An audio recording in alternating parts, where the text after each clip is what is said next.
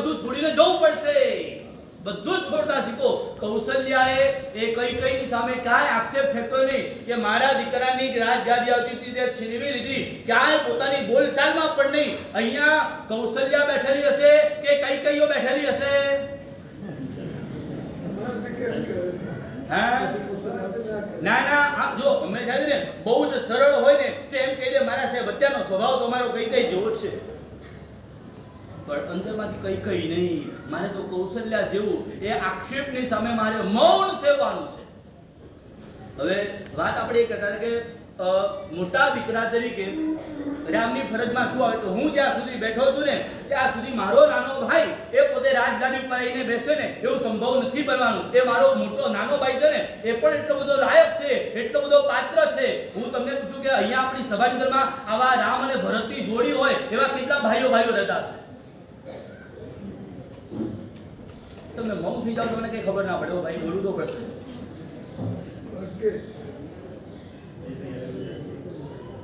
આ શોક સભા નથી ભાઈ, બોલો. આટલું જ શીખવાનું છે, આટલું જ ભાઈ. મારે રામ અને ભરતની જોડી હંમેશા ઉદારતાપૂર્વક નાનો ભાઈ એમ કે તમે લો, મોટો નાનો ભાઈ એમ કે મોટા ભાઈને કે તમે બેસો, પેલો કે તમે બેસો. આ આપણું જીન શાસન છે.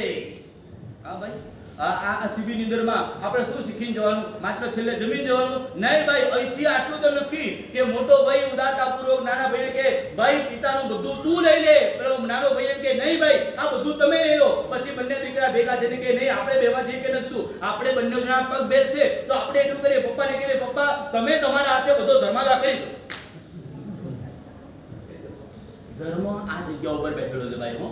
ધર્મ આ જગ્યા ઉપર બેઠેલો છે. અહીંયા વાત નાનકડી જ છે, બહુ જ નાનકડી વાત છે. અહીંયા સામેથી પેલો શ્રી રામ પોતે કે હું વનવાસ. કેટલા વર્ષનો વનવાસ ભાઈ? 14 વર્ષનો. હવે આ વનવાસની અંદરમાં 14 વર્ષ સુધી એને વનવગડા માર્યો છે. ગઈકાલ સુધી પેલી મખમલની ચાદર ઉપર એ સુવા વાળો શ્રી રામ, અને બીજા દિવસે એને જમીન ઉપર માટી ધૂળ છે અને પછી ઘાસ પથરી અને એની ઉપર સૂઈ જવાનું છે.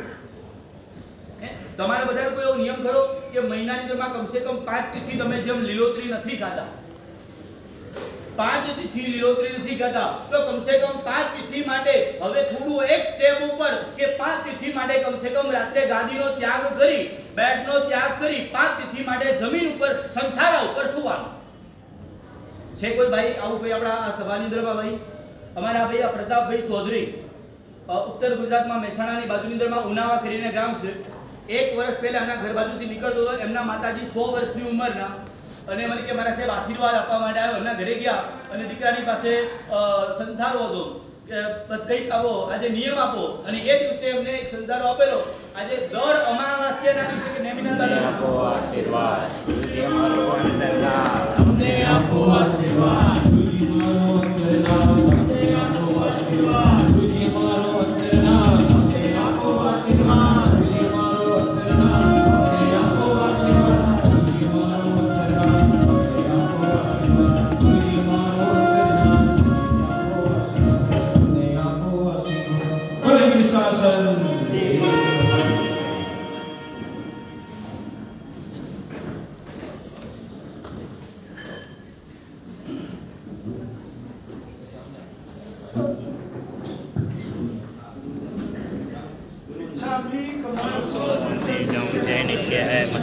Undami.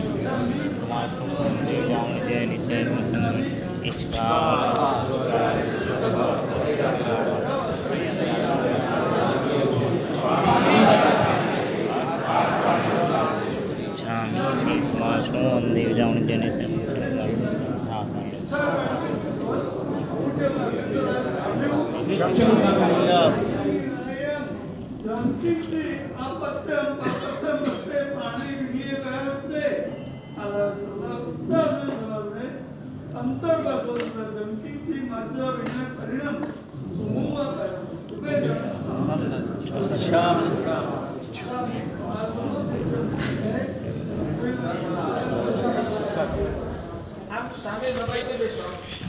મારી સામે તરફ આપવાનો પ્રયત્ન કરો. ભાગ્યશાળી જગ્યા ઘણી છે સામે. આ બાજુ પાછળ ઘણી જગ્યા.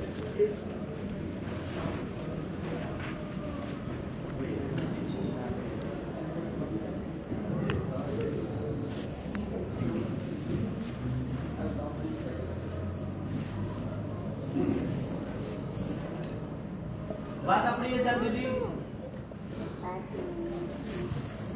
બગડામાં પહોંચી ગયેલા છે અને લક્ષ્મણ અને રામ કઈ લાકડા લેવા માટે કે કોઈ પણ કારણથી બહાર નીકળેલા છે. એક લક્ષ્મણ રેખા બનાવેલી. આની બહાર તમારે જવાનું નહીં, અમે આવીએ ત્યાં સુધી.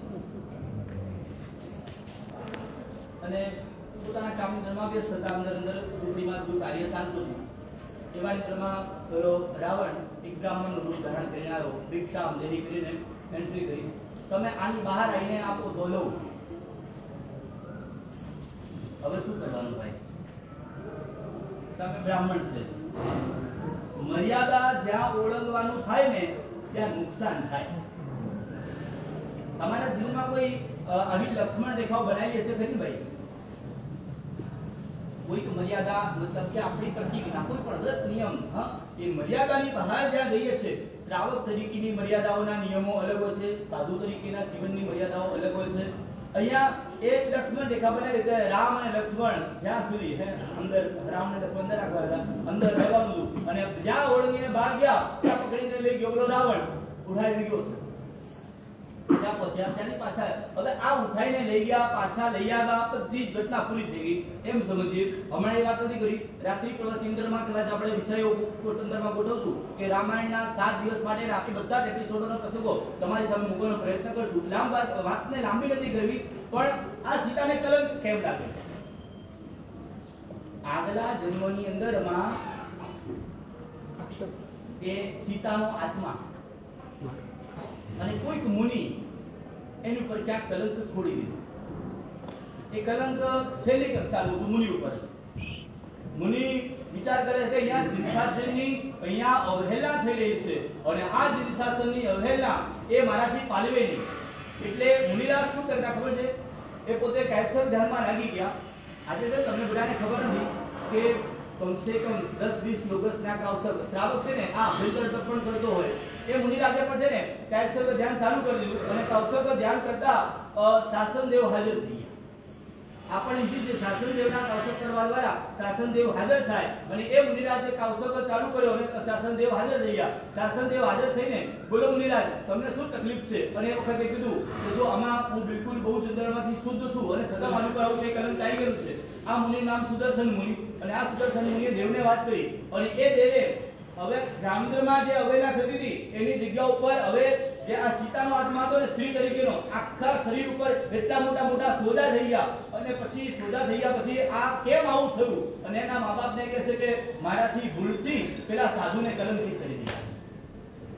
એનું પરિણામ હવે ત્યાં તો અહીંયા સોજા બોજા આખી જિંદગી રહ્યા એ બધી બેન બની વાત.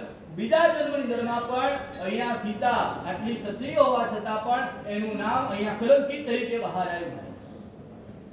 પણ એ મુનિરાજે એ આક્ષેપની સામે બિલકુલ મૌન સેવી અને કદાચ ફરિયાદ કરવા જેવી લાગી તો દેવને કરીને દેવે બધું શાસનની અવહેલા અટકાવવા માટે આ બધા છે ને દેવો સુઈ નથી જતા એનું પણ ધ્યાન રાખજો. તમારામાં જો શ્રદ્ધા હશે તો દેવો પણ અદ્રશ્ય રીતે પણ તમને સહાય કરતા જ હશે. એટલે પહેલી ભૂમિકા આપણે વાત કરી આક્ષેપની સામે આક્ષેપ. એ આક્ષેપની સામે આક્ષેપ એટલે કેવી દશા? કૂતરા. થોડું જોરથી બોલો ભાઈ. કૂતરા જેવી. કૂતરા જેવી. આક્ષેપની સામે મૌન. એ કોના જેવી દશા? ગજરા જેવી. અને હવે આક્ષેપની સામે આશીર્વાદ.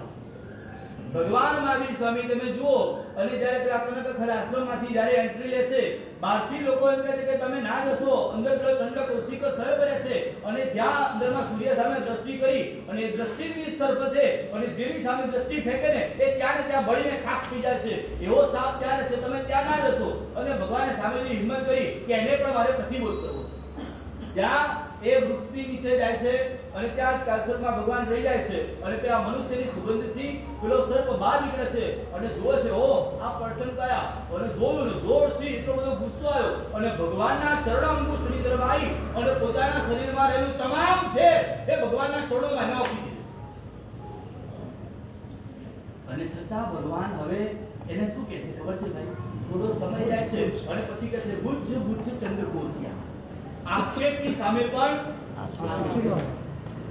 આપણને કોઈ મારવા માટે તૈયાર થયું હોય અને છતાં કહીએ ભાઈ બસ તારું ખૂબ કલ્યાણ થાવ. આવી ભૂમિકા આપણી અત્યારે આપણી ભૂમિકા ખરી ભાઈ આવી કોઈ? આક્ષેપની સામે આશીર્વાદ. એટલે આ ત્રીજા નંબરની ભૂમિકા છે ને એ ચંદનના વૃક્ષ જેવી ભૂમિકા છે.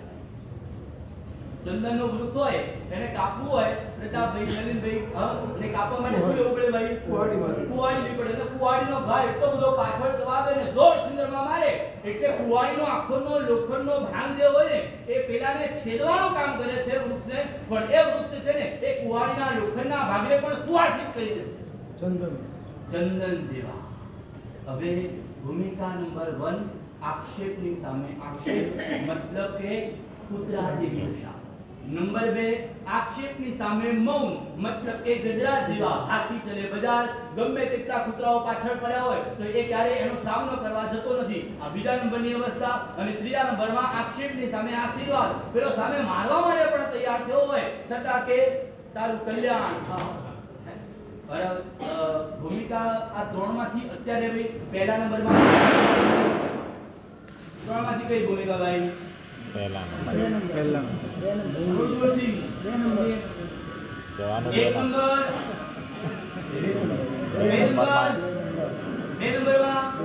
બરોબર ઘડાયેલા છો. પરીક્ષા ચાલુ થશે.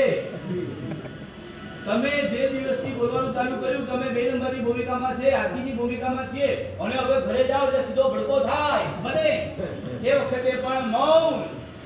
આ ભાઈ આરાધના છે.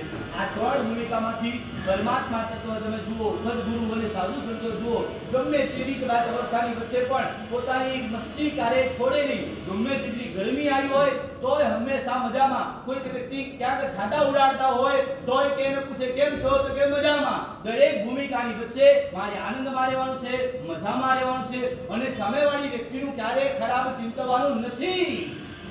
તમે બીજી ભૂમિકાની વાત કરો છો પણ બીજી ભૂમિકામાં આયા પછી પણ પુણ્યશાળી તમે અંદરનો વિચાર કરો કે અહીંયા બોલવાનો વિચાર નથી આવતો, મૌન રહું છું, પણ મનોમન તો એના માટે નફરત આવી જાય એટલે સમજો કે હજી પહેલી ભૂમિકામાં જ આપણે બેઠેલા છીએ.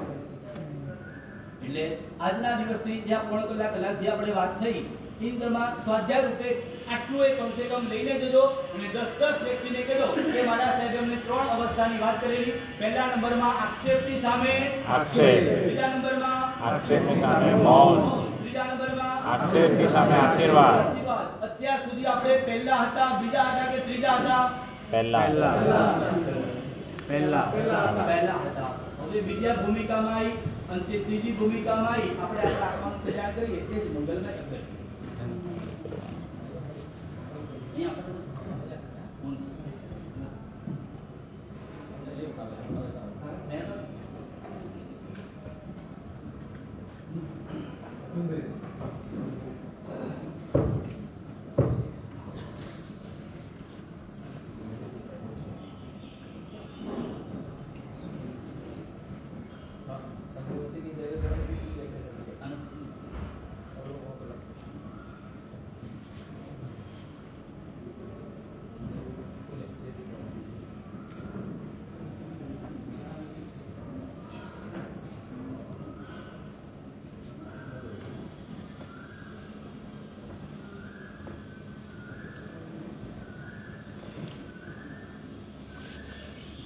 આનંદ ઉપકારી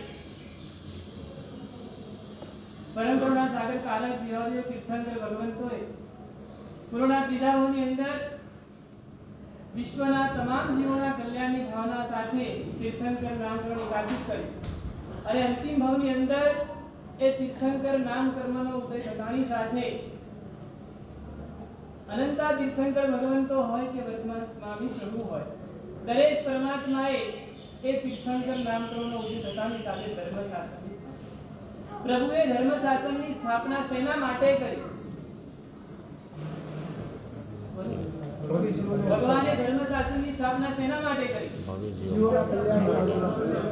જગતના તમામ જીવોના કલ્યાણ માટે ધર્મશાસ્ત્રની સ્થાપના. એમાં જગતના તમામ જીવો આપણે આવીએ કે નહીં? જગતના તમામ જીવોમાં આપણે ખરા કે નહીં?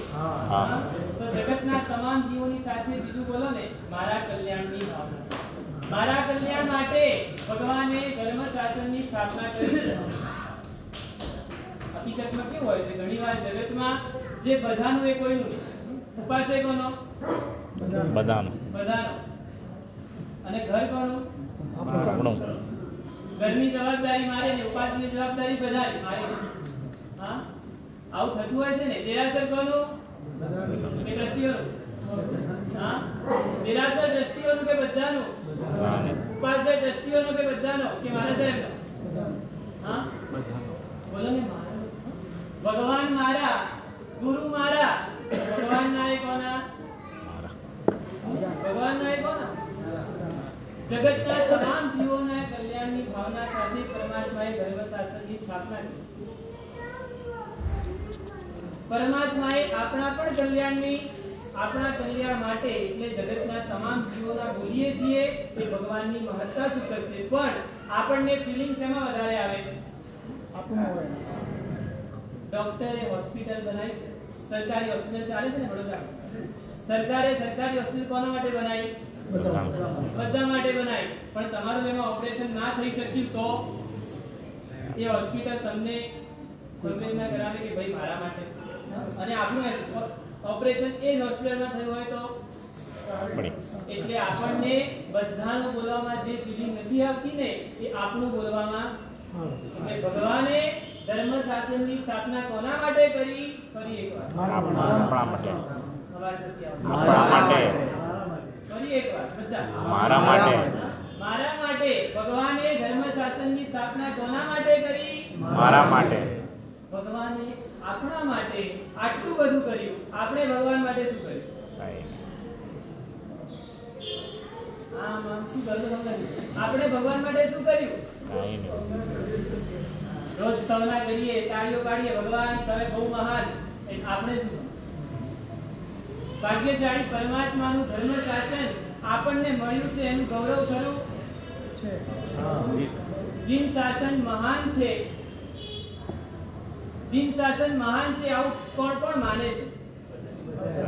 ભગવાનનું શાસન મહાન છે આવું કોણ કોણ માને છે? બધા. બધા. ખરેખર ખરેખર ઘણા બધા હાથ ઊંચા ના કર્યા. ઘણા બધા હાથ ઊંચા ના કર્યા. ભગવાનનું શાસન મહાન છે આવું કોણ કોણ માને છે? બધા. બધા. ભગવાનનું શાસન મહાન કેમ છે?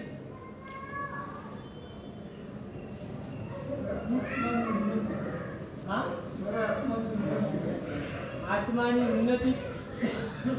ભાગ્યશાળી પહેલા આત્મા છે કે નહીં? આત્મા છે કે નહીં, પછી આત્માની ઉન્નતિ કેવી રીતે થાય એનો પ્રશ્ન આવે.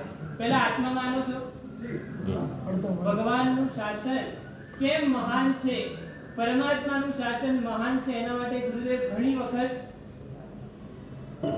શું કહેવાય હવે આમાં એવું છે, ગુરુદેવના જ પદાર્થો છે. ગુરુદેવે ઘણી વખત પીરસેલા પદાર્થો છે, પણ ગુરુદેવે કીધું મારા પદાર્થો તમારે બોલવાના. એટલે ગુરુદેવ વતીથી ગુરુદેવના જ પદાર્થો હું બોલી રહ્યો. એટલે વાત એ છે પુણ્યશાળીઓ, ભગવાનનું શાસન મહાન છે એના માટે ચાર વાત ભગવાનના શાસનમાં છે, જે જગતના બીજા કોઈ ધર્મમાં આ ચાર વાત બતાવવામાં આવી નથી. બીજા કોઈ ધર્મમાં આ ચાર વાત બતાવવામાં આવી નથી. આટલું સ્પષ્ટ બતાવવામાં બીજે નથી. બીજે ક્યાંય પણ આટલું સૂક્ષ્મતાથી પરમાત્માએ જે સૂક્ષ્મતાથી આ ચાર વાત કર્યા છે એ બીજા કોઈ દર્શનમાં આટલી સૂક્ષ્મતાથી વાત કરવામાં આવી. સૌથી પહેલી વાત યાદ રાખશું. જી સર. આત્મવાદ, કર્મવાદ, શ્યાદવાદ અને અધ્યાત્મવાદ. આત્મવાદ, કર્મવાદ, શ્યાદવાદ અને અધ્યાત્મવાદ. હવે તમારો વાત. આત્મવાદ, કર્મવાદ, શ્યાદવાદ, અધ્યાત્મવાદ. આત્મવાદ પરમાત્માએ આત્માનું સ્વરૂપ, પરમાત્માએ આત્માનું સ્વરૂપ જે શાસ્ત્રોમાં વર્ણન કર્યું છે, આત્માના ગુણોની વાત, આત્માના અસ્તિત્વની વાત, આત્માનું અનાદિ અનંત સ્વરૂપ આત્મા છે અને આત્મા સર્વ કરતા છે. આત્મા જ આ જગતનું, આ જગતને આત્મા જ સાચવે છે વગેરે વગેરે. જે પરમાત્માએ અનંતા જીવોના અસ્તિત્વની વાત અને આત્માના વૈભવ અને આત્માના ગુણોની વાત જે પરમાત્માએ ધર્મ શાસનમાં કરી છે, એ ખાલી અમે જૈન છીએ એવી છાતી ઊંચી રાખીને કરવાની જગ્યાએ આ આત્મા વિશે આપણે કેટલું જાણીએ છીએ પરમાત્માના આ ચાર તત્વોમાંથી કેટલા તત્વો વિશે આપણને જ્ઞાન છે? તો ભાગ્યશાળી વાત એ છે કે આ આત્મવાદ એ પરમાત્માએ જે સ્વરૂપે વર્ણવ્યો છે આ શાસ્ત્રોમાં, એમાંથી આપણે કેટલા શાસ્ત્રો ભણ્યા? ખાલી અમે ભગવાનના મહાવીરના દીકરા, અમે ભગવાન મહાવીરના અનુયાયી, એનું ગૌરવ છે કે એનો ગર્વ છે? ભાગ્યશાળી, ગર્વ અને ગૌરવમાં ફરક ખરો કે નહીં? હા, ગર્વ અને ગૌરવમાં શું ફરક? ભગવાનના શાસન મળ્યાનું ગર્વ સારો કે ગૌરવ સારું? હા? ગર્વમાં અને ગૌરવમાં ફરક શું? અહંકાર થયો તો એમાં વાંધો શું? સારી વસ્તુનો અહંકાર ખોટો છે? હા, બોલો ને. ગર્વમાં અને ગૌરવમાં મોટી ભેદરેખા એ છે. ગૌરવમાં આપણે જોડાતા નથી. ગૌરવમાં મારું વિશિષ્ટ છે, મને જે મળ્યું છે એનું મને ગૌરવ છે. ગૌરવ છે એટલે બીજા નીચા છે, બીજા હલકા છે એવી ભાવના. જ્યારે ગર્વમાં મને મળ્યું છે ઉત્તમ છે, બીજાને મળ્યું છે તે અધમ છે, એટલે બીજાની ગર્વમાં હુંની પ્રધાનતા છે, ગૌરવમાં જે મળ્યું એની પ્રધાનતા છે. ગર્વમાં હુંની પ્રધાનતા છે, મને મળ્યું છે, અને ગૌરવમાં જે મળ્યું છે તેમાં. એટલે ગર્વમાં હુંની પ્રધાનતા અને ગૌરવમાં જે મળ્યું છે એની પ્રધાનતા. સાથે સાથે ગર્વમાં બીજાને નથી મળ્યું એટલે બીજા મારા કરતા નીચા, એની પ્રધાન હુંની પ્રધાનતા આવે એટલે બીજા નીચાની ભાવના આવે. અને ગૌરવમાં જે મળ્યું છે એ મહાન છે, બીજાને મળ્યું છે શું છે એની વાત આમાં આવતી. સાહેબ, અહીંયા પ્રધાનમ સર્વધર્માણમ આપણે રોજ બોલીએ છીએ, તો એ તો બીજાને નીચે કરવાની વાત ના બિલકુલ આવે? નહીં, બિલકુલ નહીં. એટલે જ ધર્માનંદ તો અર્થ જ નથી સમજ્યા. પ્રધાન સર્વધર્માણામ પ્રધાનમ સર્વધર્માણામ, બધા જ ધર્મોમાં જૈન ધર્મ પ્રધાન છે. એનો મતલબ શું? તો ધર્મ કેટલા પ્રકારના?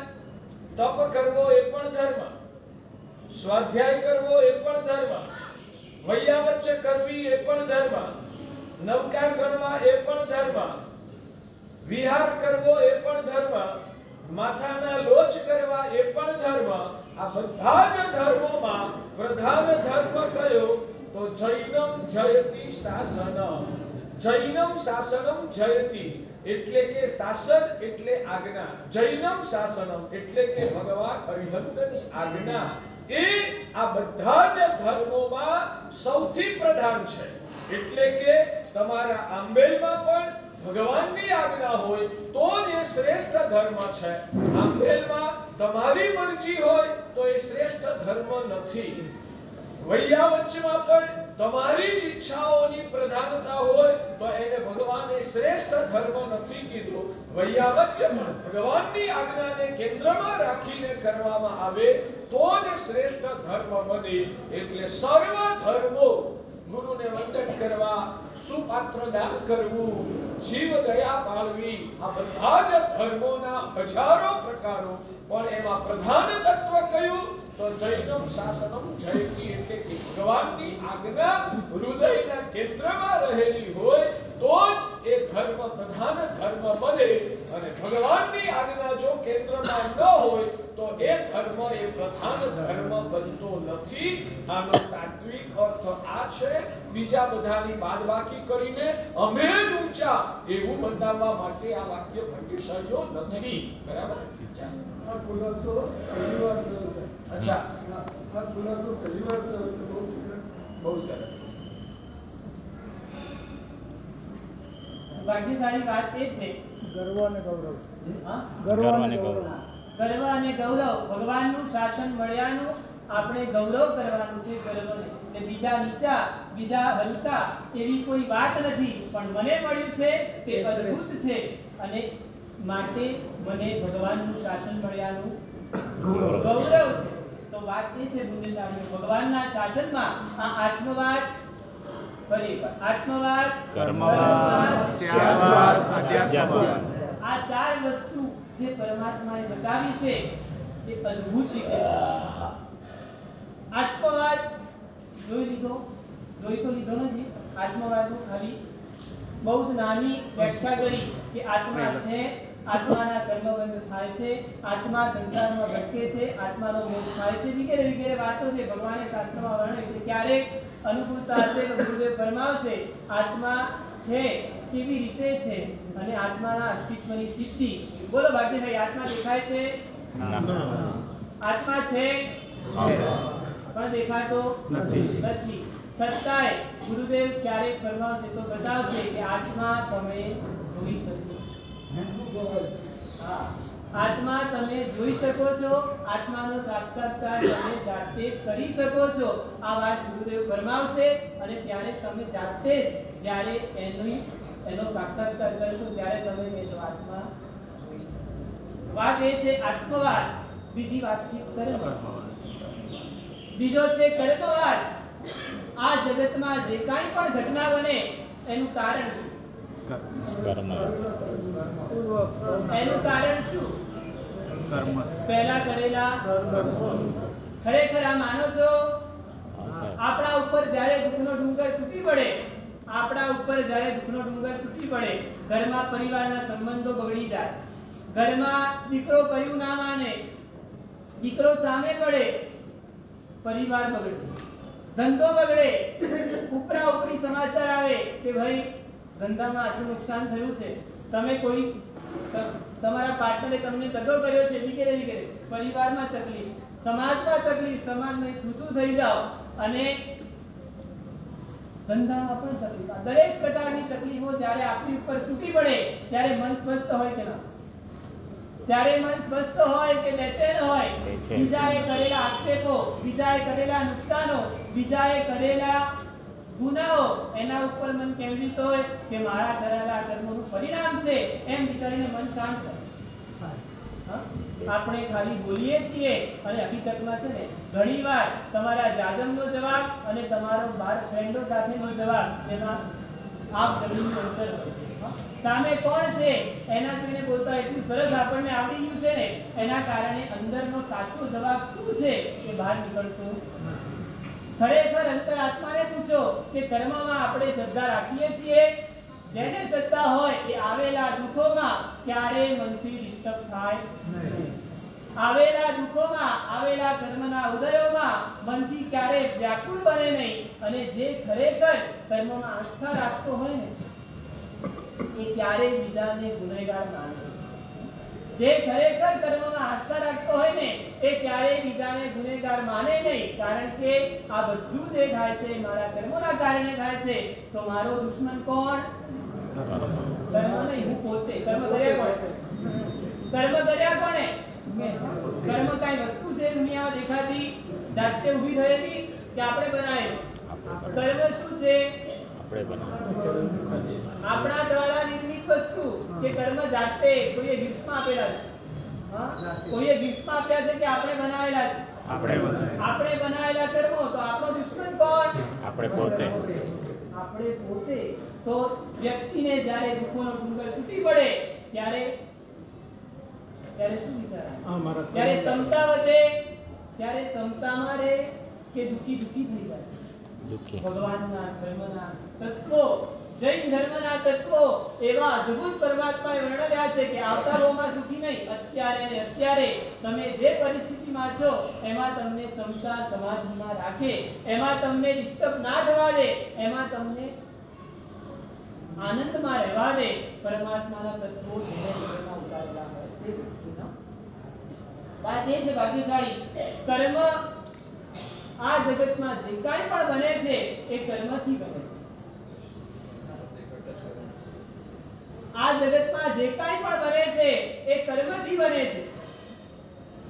ભાગ્યશાળી, ઘણીવાર તમને પ્રશ્ન થતો હશે કે કર્મ દેખાતું નથી, દેખીતો તો પેલાએ મને હેરાન કર્યો, આપણે અહીંથી બહાર નીકળ્યા અને રસ્તામાં કોઈ અનનોન વ્યક્તિ આવી અને જોરથી રસ્તા વચ્ચે આપણને ટક્કર મારી, ગાળાગાળી કરવા લાગ્યો. શું થાય? શું થાય? ગુસ્સો આવે. રિએક્શન. આને ગુસ્સાનું રિએક્શન. ગુસ્સો આવે. ગુસ્સો આવે, તમે પણ સામે રિએક્ટ કરો. રિએક્શન આવે. અરે હમણાં જ કીધું મારા કર્મોનું પરિણામ છે. આપણે ગાંધીજી થવાની વાત નથી કે બીજો કાળ ધરવો, એવી વાત નથી, પણ વાત એ છે કે મારા કર્મોનું પરિણામ છે એમ સમજીને શાંત રહો કે ડિસ્ટર્બ થઈ જાય. દેખીતી દુનિયામાં મને એને મારે એટલે તમારો અન્નો નતો તો ત્યાં સુધી તો વાંધો નહીં, પણ તમારો સગો ભાઈ હતો. તમારો સગો ભાઈ તમારાથી નાનો અને આગળ વધીને તો સગો ભાઈ ને તમારો દીકરો અને રસ્તા વચ્ચે તમને લાભો મળે, શું થાય?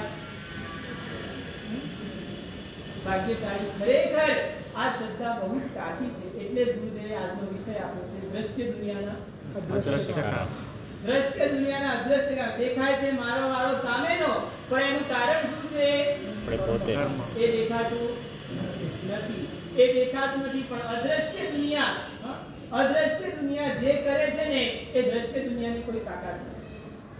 એ કરવાની દ્રશ્ય દુનિયાની તાકાત નથી. અદ્રશ્ય દુનિયા બહુ વિશાળ છે અને બહુ સૂક્ષ્મ છે, પણ એને સમજનારો અને એને જાણનારો એ જીવનમાં ક્યારેય પરેશાન થતો નથી અને જીવનમાં હંમેશા સફળ થાય.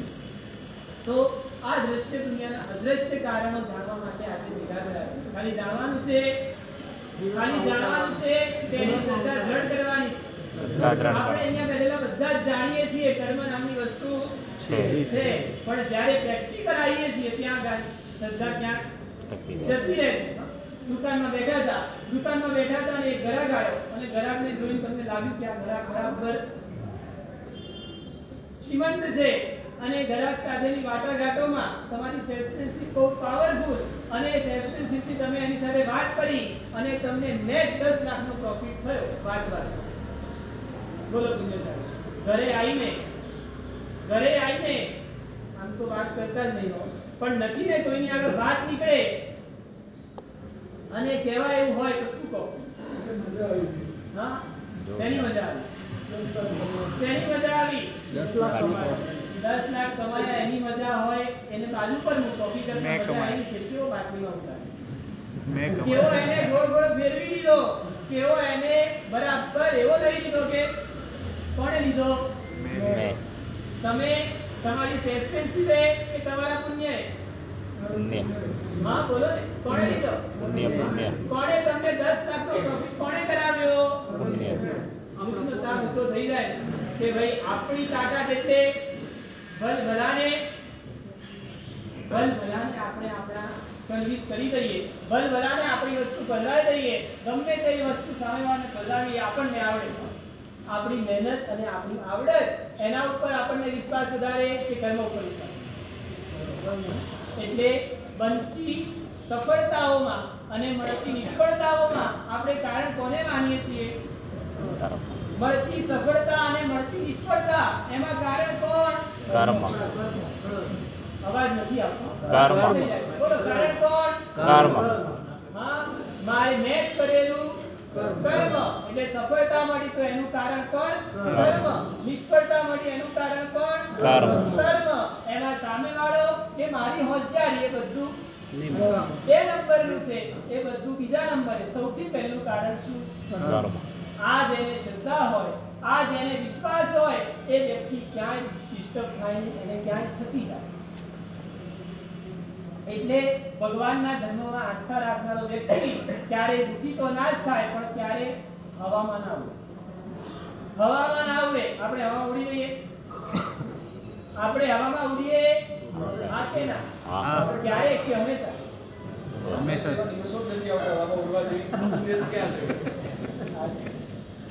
તો વાત એ છે પુણ્યશાળીઓ કે ભગવાનના શાસનને પામેલો વ્યક્તિ એ ક્યારે દુખી પણ ના થાય અને ક્યારે ભાગ્યશાળી.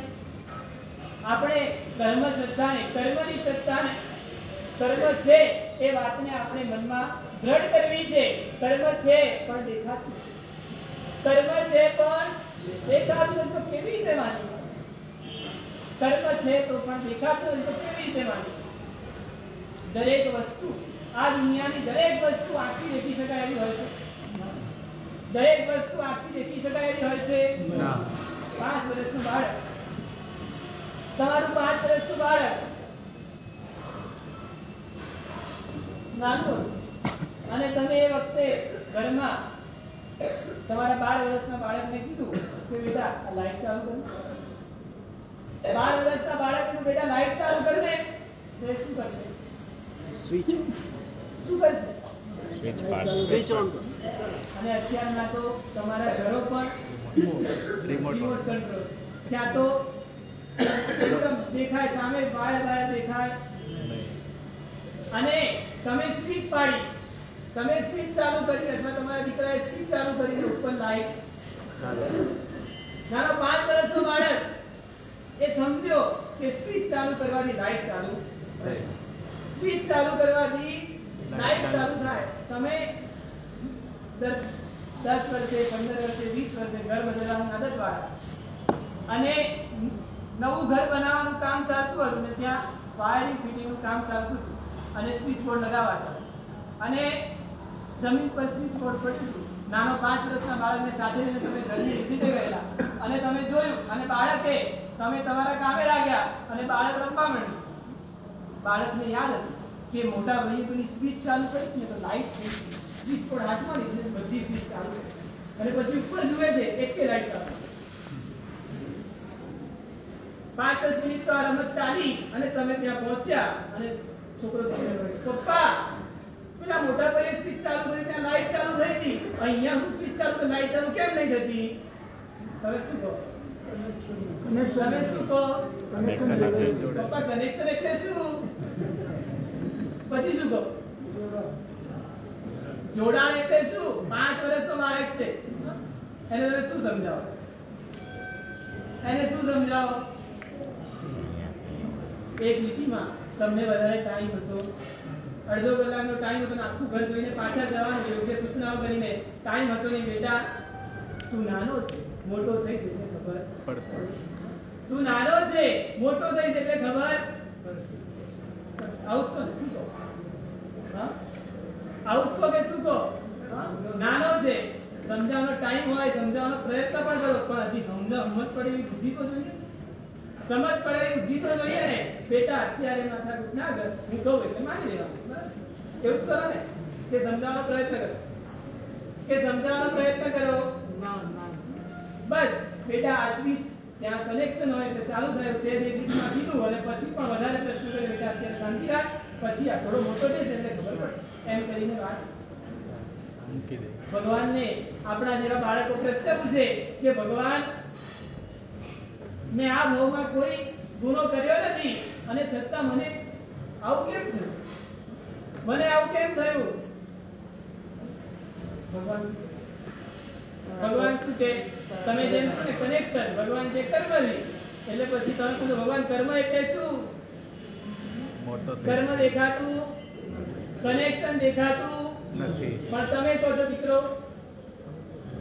તમે કહો છો તો દીકરો માને છે, અથવા તો તમે દીકરો માનતો નથી તો તમે કહો બેટા થોડો સમય જવા દે, થોડો મોટો થઈ જાય એટલે ખબર પડશે. ભગવાન એ જ કહે છે કે થોડો સમય જવા દો, થોડી શ્રદ્ધા અંદર વધશે તો કર્મ દેખાતું, કર્મ સમજાતું થઈ જશે. હા, વાત એ છે કે સ્વિચ અને લાઈટ દેખાય છે, કનેક્શન દેખાતું નથી. સ્વિચ પણ દેખાય છે અને લાઈટ પણ દેખાય છે પણ કનેક્શન દેખાતું નથી. છતાં બાળક નથી માનતો, પણ તમે માનો છો. કેમ? કારણ કે કનેક્શન હોય તો જ લાઈટ થાય, એટલે નહીં દેખાતી વસ્તુને પણ સ્વિચ અને લાઈટ વચ્ચેનું કનેક્શન એ નહીં દેખાતું હોવા છતાં પણ ઓક્સિજન અહીંયા છે કે નહીં? છે. કોને દેખાય છે? હા, પણ તમે જાણો છો કે ભાઈ ઓક્સિજન ના હોય તો અહીંયા બેઠેલા કોઈ જીવી શકે નહીં. અહીંયા આપણે બધા જીવીએ છીએ તો માનવું પડે કે ઓક્સિજન છે. બાકી હવા આવે છે, હવા આવે છે, અત્યારે નથી આવતી સાહેબ, ગરમી હવા આવે છે, ગરમી લાગે છે. ગરમી આ હોલમાં હવા છે, હા કે ના? હવા છે, કેવી રીતે માનું? દેખાતી નથી છતાં પણ અનુભવાય છે, તો હવાને પણ માનીએ છીએ. ભાગ્યશાળી આ હોલ છે, નાનો રૂમ છે બાજુમાં, અને રૂમમાં તમે સવારે 7 વાગે તેને કાંઈ નથી અને 10 વાગે ગયા ને તો ત્યાં અંદર ઘડો પડ્યો. હવે તમે 10 વાગે રૂમમાં જાઓ અને ઘડો જુઓ તો આ રૂમમાં તમારા 5-10 વ્યક્તિ સિવાય કોઈ પ્રવેશ કરતું નથી. તો તમે શું કહો કે ભાઈ ઘડો કોણે મૂક્યો? તમે જોયો? તમે કોઈને ઘડો મૂકતા જોયા હતા? હા કે ના? ના. તમે કોઈને ઘડો મૂકતા જોયા નથી. છતાં પણ કે ઘડો ચાલતું આવી ઘડો ચાલી શકતો નથી આવું પણ તમને ખબર છે. એટલે એનો મતલબ કોઈ ઘડો 7 થી 10 ની વચ્ચે કોઈકે ઘડો મૂક્યો હશે. આવો તમે માનો. નહીં દેખાતી વસ્તુને પણ અનુમાનથી, આને શાસ્ત્રોની પરિભાષામાં અનુમાન કહેવાય કે લોજિકથી તમે સ્વીકારી લો કે ભાઈ નહીં દેખાતી વસ્તુ પણ છે. આ કરનાર કોણ? તો દુનિયામાં એવી કેટલી બધી વસ્તુઓ, દેખીતી વસ્તુઓ, પણ એનું કારણ એ દેખીતું નથી. ઘણીવાર એવા દ્રષ્ટાંતો બનતા હોય છે. ગુરુદેવે હમણાં જ કીધેલું કે પેલો પુલ, ગંભીરાવાળો પુલ તૂટ્યો, દિવસમાં હજારો ગાડીઓ એના પરથી પસાર થઈ, પણ જે 5-10 ગાડીઓ જ્યારે પુલ પર હતી ત્યારે જ પુલ તૂટ્યો. એનું કારણ શું? વૈજ્ઞાનિકો એનું કારણ શું કહેશે? વૈજ્ઞાનિકો પાસે, આજના કાળના બુદ્ધિશાળીઓ પાસે આનું કારણ શું? બોલો ને. હજારો ગાડીઓ હતી મારા સાહેબ, ધીરે ધીરે કરતા કરતા પુલ ઢીલો પડતો હતો અને એવી કોઈ ભારે ગાડી આવી ગઈ એના કારણે તૂટી ગયો. એનું કારણ તો પણ એવી ભારે ગાડી પણ આની પહેલા 100 ગાડી આખા દિવસમાં પસાર થઈ અને 100 ગાડી આના કરતા ભારે હતી પણ એ વખતે પુલ તૂટ્યો નહીં. અને આ ગાડી ભલે હલકી હતી પણ આ ગાડી ત્યારે જ પુલ તૂટ્યો. એનું કારણ શું? તમે રસ્તામાં ચાલતા હતા, તમે એક વ્યક્તિ રસ્તામાં ચાલતો હતો, દિવસમાં આ તમારા સુધન લક્ષ્મીના રોડ પર કેટલાય લોકો પસાર થાય અને બરાબર એ છગનલાલ નામનો વ્યક્તિ પસાર થતો હતો, એની આગળ પણ બીજા 25-50 વ્યક્તિઓ ચાલતા હતા, એની પાછળ પણ 25-50 વ્યક્તિઓ ચાલતા હતા. એક ટુ વ્હીલર વાળું બેલેન્સ ગયું અને છગનલાલ ભાઈ ઉપર જ ટુ વ્હીલર વાળો પણ 10 કિલોમીટર થી ટુ વ્હીલર ચલાવતો આવતો હતો અને રોજ એ રોડ પર એનું જવાનું કામ. કોઈ દિવસ એક્સિડન્ટ થયેલો નહીં. અને બરાબર એ છગનલાલ ભાઈની બાજુમાં આવીને છગનલાલ ભાઈને ટક્કર મારી. છગનલાલ ભાઈને જ કેમ મારી? એવા કર્મ તો છે જ, કર્મને બાજુમાં મૂકો. એ સિવાયનું દુનિયાવી કારણ કોઈ દેખાય છે? દેખીતી દુનિયાનું કોઈ કારણ પહેલા મળતું હોય તો પહેલા એ કર્મ તો છે. આપણે કર્મને માનતા નથી. આપણો અંતરાત્મા હજી કર્મને અંદરના ઊંડાણથી સ્વીકારતો નથી. એટલે અંદરના ઊંડાણથી પ્રશ્ન પૂછો, કોઈ દેખી દુનિયાનું કોઈ કારણ છે કે નહીં? ગાફેલિયત એ જ વખતે કેમ થઈ?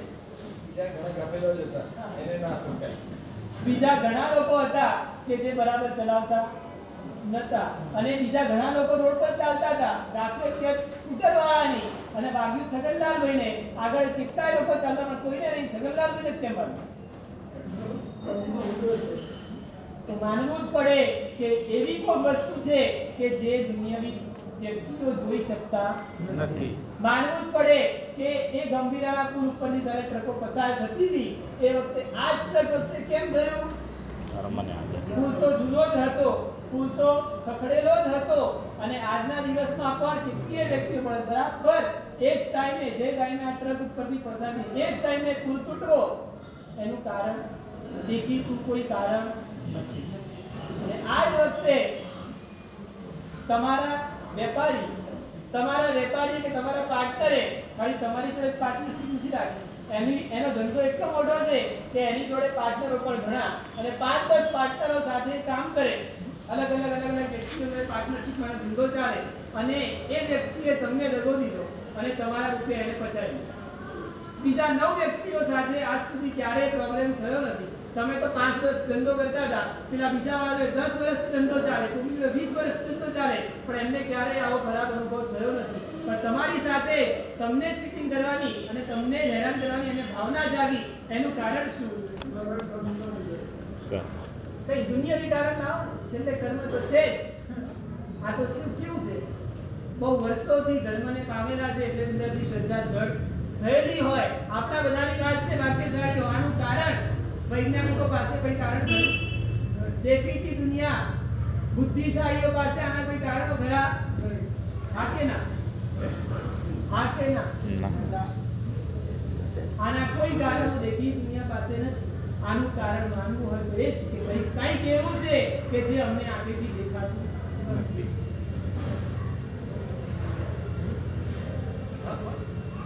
અરે બોલો. ભાગ્યશાળી દાદા ગુરુદેવ ભદ્રંકર શ્રી મહારાજ જ્યારે વિદ્યમાન હતા એ વખતે ગુરુદેવના મુખ્ય સાંભળેલો પ્રસંગ ચીનુભાઈ રાજા કરીને અમદાવાદના એક શ્રાવક અમૂલ સોસાયટી વિરાસતના ટ્રસ્ટી એ ચીનુભાઈ રાજા આખી બસ લઈને પોતાના પરિવારના સ્વજનોને લઈને પાલિતાણા જઈ રહ્યા હતા. બસમાં નાનો સંખ્યા વધવાના કારણે એમને પોતાની ગાડી અને બસ એમ બંને લઈને પાલિતાણા નીકળવાના હતા. અને એ વખતે દાદા ગુરુદેવ પાસે આવે છે, વંદન કરે છે, ગુરુદેવ માંગણી સંભળાવો. બધા સ્વજનોને લઈને પાલિતાણા જવું. દાદા ગુરુદેવ માંગણી સંભળાવી અને એ વખતની ગાડી ફિયાટ અને બસ આ બંને અમદાવાદથી પાલિતાણા નીકળ્યા. પાલિતાણા યાત્રા કરી સાંજે ઉતર્યા. આપણો ટાઈમ તો કેટલો? 5 તીર્થક્ષેત્રની ભક્તિ કરવા માટે 4-5 દિવસ તો બહુ દૂર થઈ ગયા. એકાદ દિવસ અને સાંજે નીકળ્યા, સવારે પહોંચ્યા અને સાંજે નીકળ્યા, રાતે પાછા. આવો શિડ્યુલ હતો, આવો કાર્યક્રમ હતો. અને બરાબર સાંજે 5-6 વાગતા પાલિતાણાથી નીકળવાનો ટાઈમ હતો. ચોવ્યા કરીને બધા નીકળ્યા અને લગભગ ગાડીમાં ફિયાટ ગાડી કેટલા બેસી ગઈ? 4-5 જણ. પણ એ વખતે બસમાં પણ જગ્યા હતી, ગાડીમાં પણ જગ્યા હતી. બધાને એવું કે કરીબ 7-8 જણ ગાડીમાં બેઠેલા અને બાકીના 50 લોકો બસમાં બેઠેલા. પાલિતાણાથી લગભગ 6 વાગતા જેવું ગાડી ઉપડી હશે. ગાડી ઉપડીને પાલિતાણાથી છેક બાવળા સુધી, પાલિતાણાથી છેક ગંદુકા પાસ કરતા છેક બાવળા સુધી ગાડી. અને ત્યાં એ વખતે એ ચીનુભાઈ રાજાના પરિવારની બે નાની દીકરીઓ એ બસમાં હતી. નાનાનો બાળક 8-10 વર્ષના બાળકોને કેવું મન થાય, પપ્પા મારે બસમાં નહીં, મારે ગાડીમાં બેસવું.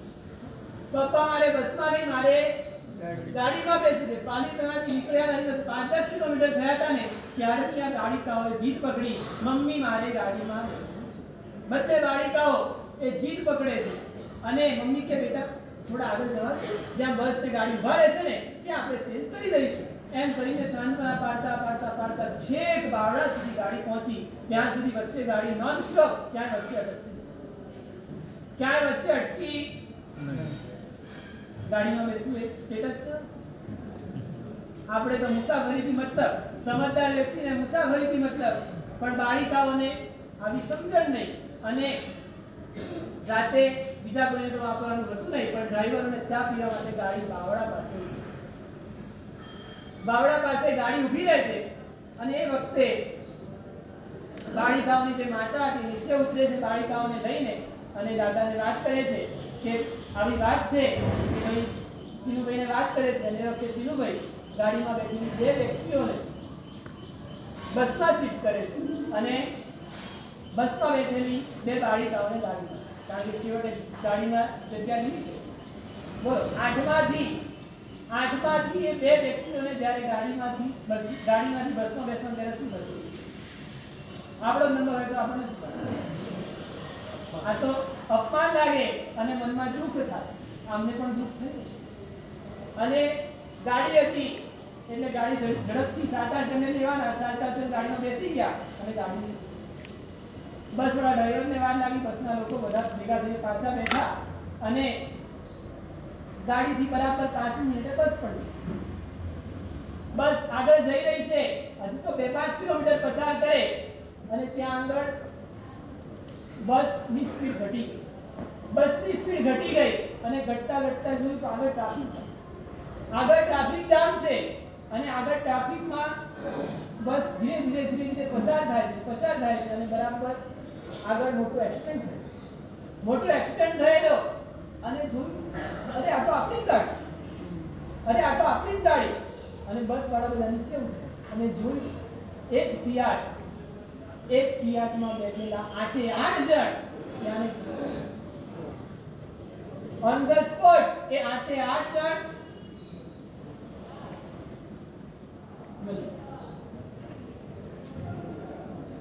ભાગ્યશાળી આમાં પેલી રીતે બાળિકાઓ પણ આમાં પેલી બાળિકાઓ પણ હતી અને એ સિવાયના બેઠેલા 6 જણ એ બધા ડ્રાઈવર સાથે ચૂપતે એ ગાડીમાં બેઠેલા બધા નું આયુષ્ય 2045 ની સાલ એટલે લગભગ આજથી 2041 ચાલે 81 અત્યારે 2081 ચાલે આજથી લગભગ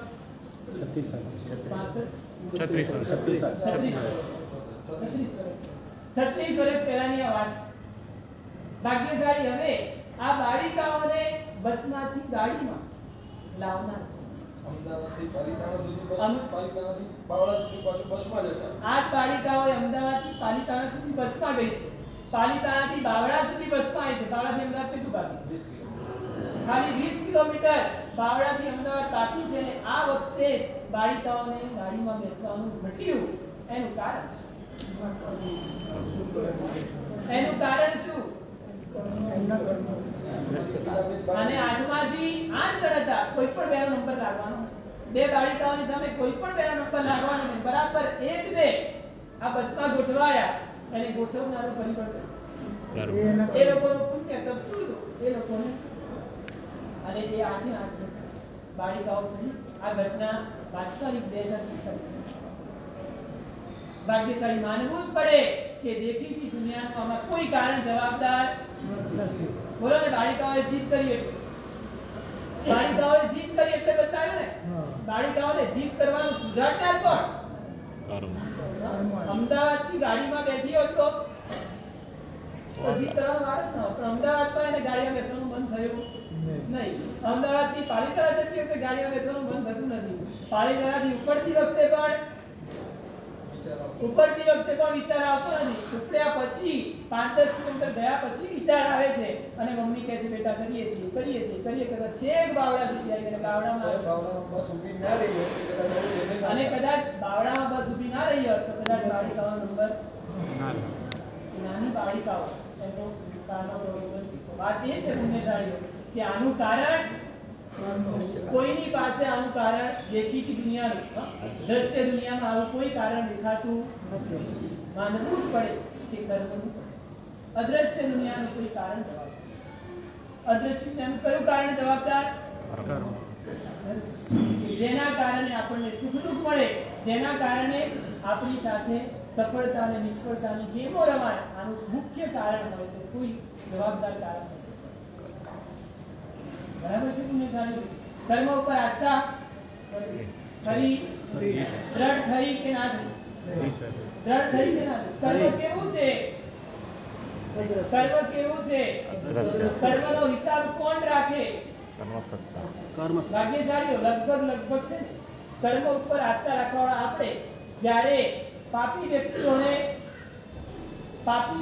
જલસા કરતા જોઈએ અને ધર્મી વ્યક્તિઓને દુખી જોઈએ. મારા સાહેબને કેન્સર થાય, મારા સાહેબને કેન્સર થાય અને નાની 10 વર્ષની ઉંમર પર રિક્ષા લઈ લીધેલી અમે અને જીવનના 60 વર્ષ સુધી કાંઈ ના થશે. 60 વર્ષે કેન્સર, બરાબર નિયમિત જિંદગી, કોઈ ગુટખા ખાતા નથી, કોઈ બીજું વ્યસન નથી અને છતાં એમને કેન્સર થયું. આનું કારણ મારા સાહેબને કેન્સર.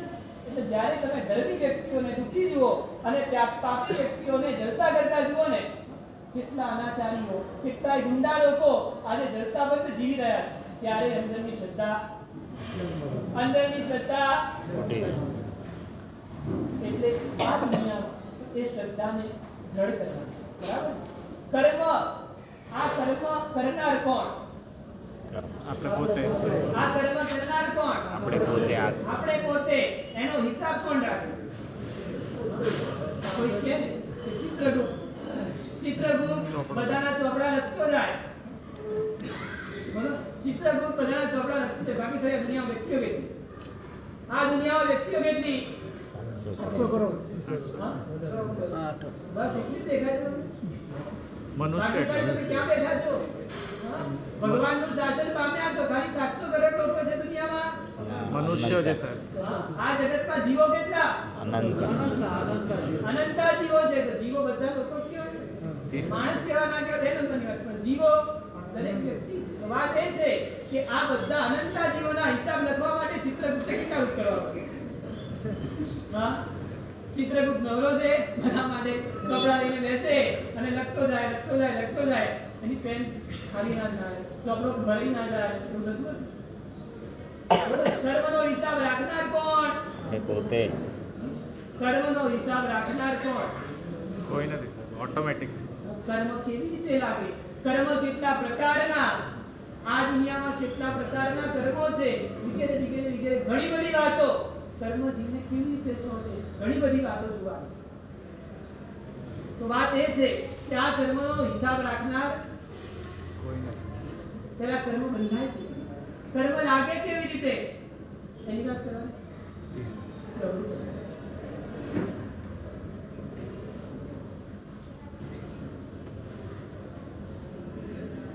છે. હા, તમારે સંઘની જે જાહેરાતની વાત કરવાની હોય તો પહેલા કરી લો.